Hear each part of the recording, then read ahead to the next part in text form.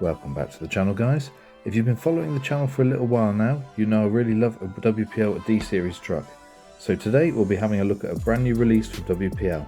It's a new addition to the D series family and it's called the D42. So the D42 is a 1/10 scale Kei Truck. It's based on the Daihatsu Hijet for the Japanese market, or the Tianjin Dafa for the Chinese market. So let's have a look at a few of the details. As you can see, it's got a really nice scale hard body. It shares a lot of the same platform as the D12. So it's got a 260 motor. It's got the same 2 steering modes, 2 throttle modes, independent front suspension. One thing that is different is the wheelbase is slightly shorter at 180mm instead of 190mm. And it also has a different board for the electronics. I have tried to bind it with the original D12 remote and it doesn't work, so you will need the remote that comes with it.